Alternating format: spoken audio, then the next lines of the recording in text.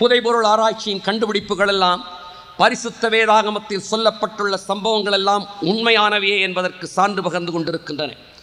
சான்றுகளை அடுக்கப் போகிறேன், கேளுங்கள். மெய்ச்சிலிருக்க வைக்கக்கூடிய சான்றுகள். ஆபிரகாமின் மகனாகிய யாக்கோபின் குமாரனாகிய யோசேப்பு அவனது சகோதரர்களால் விற்கப்பட்டு எகிப்து தேசத்திற்கு கொண்டு செல்லப்பட்டு எகிப்தின் அரசனால் பார்வோனுக்கு அடுத்த ஸ்தானத்தில் அதிகாரியானான் என்று பரிசுத்த வேதாகமம் கூறும் சரித்திரம். யோசேப்பு எகிப்திலே மரிக்கும் போது தன் சகோதரர்களை நோக்கி, எகிப்திலிருந்து நிச்சயம் நீங்கள் செல்வீர்கள், அப்போது என் எலும்புகளை எடுத்துச் செல்லுங்கள் என்று கேட்டுக்கொண்டானா. எனவே வேதம் சொல்லுகிறது, யோசேப்பின் சரீரம் எகிப்திலே புதைக்கப்படவில்லை, அது எகிப்திய முறை பாதுகாக்கப்பட்டது என்று வேதம் தெரிவிக்கிறது. இன்றைக்கு இஜிப்சியன் மம்மிஸ் என்று அழைக்கப்படுகிற விதத்திலே யோசேப்பின் சரீரம் பாதுகாக்கப்பட்டது. இஸ்ரவேலரை வழிநடத்தி சென்ற மோசே யோசேப்பின் எலும்புகளை எடுத்துச் சென்றான் என்று யாத்திராகமம் 13:19 கூறுகிறது.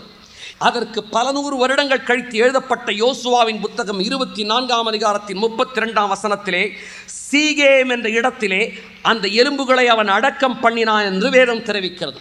கவனியுங்கள், ஆதியாகமம் புத்தகத்திலே யோசேப்பு சொல்கிறான், என் எலும்புகளை எடுத்துச் செல்லுங்கள். யாத்திராகமம் புத்தகத்திலே எலும்புகள் எடுத்துச் செல்லப்பட்டன என்று சொல்லப்பட்டிருக்கிறது. அதற்கு பல நூறு வருடங்கள் கழித்து எழுதப்பட்ட யோசுவாவின் புத்தகத்திலே எலும்புகள் எங்கு அடக்கம் பண்ணப்பட்டன என்று தெரிவிக்கப்படுகிறது. பல நூறு வருடங்களுக்கு இடையே எழுதப்பட்ட இந்த வெவ்வேறு புத்தகங்களில் இந்த கருத்து தொடர்பு இருக்கிறதே, இதை அறிஞர்கள் இன்டர்னல் எவிடன்ஸ் என்று அழைப்பார்கள். பல நூறு வருடங்களுக்கு இடையிலே எழுதப்பட்ட புத்தகங்களில் ஒரு கருத்து தொடர்பு இருப்பதற்கு காரணம் என்ன? 66 புத்தகங்களை கொண்ட ஒரு நூலகம் தான் பரிசுத்த வேதாகமம். தேவன் உங்கள் கையிலும் என் கையிலும் கொடுத்திருப்பது ஒரு நூல் அல்ல, ஒரு நூலகம். 66 புத்தகங்கள் 1500 ஆண்டுகள் இடைவெளியில் எழுதப்பட்டவை, 40 சந்ததிகளின் காலத்தில் எழுதப்பட்டவை. ஆனால் இந்த 66 புத்தகங்களுக்கு இடையே ஒரு கருத்து தொடர்ச்சி இருக்கிறது. ஆதியாகமத்தில் எலும்புகளை எடுத்துச் செல்லுங்கள் என்று யோசேப்பு கேட்டுக்கொண்டான். யாத்திராகமத்தில் எடுத்துச் சென்றார்கள் என்று பல நூறு வருடங்கள் கழித்து எழுதப்பட்டிருக்கிறது. இன்னும் பல நூறு வருடங்கள் கழித்து யோசுவாவின் புத்தகத்திலே அது அடக்கம் பண்ணப்பட்டது சீகேமிலே என்று சொல்லி வேதவசனம் தெரிவிக்கிறது. இதற்கு இன்டர்னல் எவிடன்ஸ் என்று பெயர். ஒரு புத்தகத்தின் ஆதாரத்தன்மையை மதிப்பதற்கு இது பயன்படுகிறது. சீகேம் என்ற நகரம் இன்றைக்கும் பாலஸ்தீன தேசத்திலே இருக்கிறது. அந்த நகரத்திற்கு நானும் சென்று வந்திருக்கிறேன். இந்த சீகேமிலே ஒரு கல்லறை வெகு காலமாய் யோசேப்பின் கல்லறை என்று நம்பப்பட்டு வந்தது. இந்த ஒரு கல்லறையை புதைபொருள் ஆராய்ச்சியாளர்கள் பலகாலமாய் யோசேப்பின் கல்லறை என்று சொல்லப்படுகிற இந்த கல்லறையை ஆராய்ச்சி செய்ய காத்திருந்தார்கள்.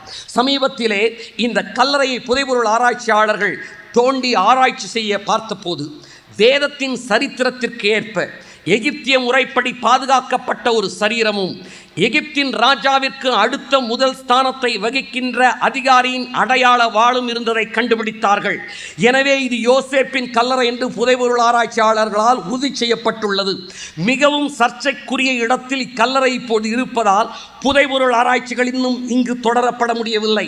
என் அன்பு சகோதரனே, சகோதரியே, கிறிஸ்தவம் காவியம் அல்ல, கட்டுக்கதை அல்ல, கற்பனை அல்ல, அது சரித்திரம், அது புதைபொருள் ஆராய்ச்சி சான்று பகருகிறது. பரிசுத்த வேதாகமத்தின் சரீரத்திற்கு புதைபொருள் ஆராய்ச்சி கொடுக்கும் சான்று உண்மை என்றால் என் கையிலும் கையிலும் தேவன் கொடுத்திருக்கிற பரிசுத்த வேதாகம் உண்மையானது. பரிசுத்த வேதாகம் உண்மை என்றால் கிறிஸ்தவம் உண்மையானது. கிறிஸ்தவம் உண்மையானது என்றால் கிறிஸ்தவத்தின் தேவனாகிய ஆண்டவராகிய இயேசு கிறிஸ்துவே தேவன். Please subscribe.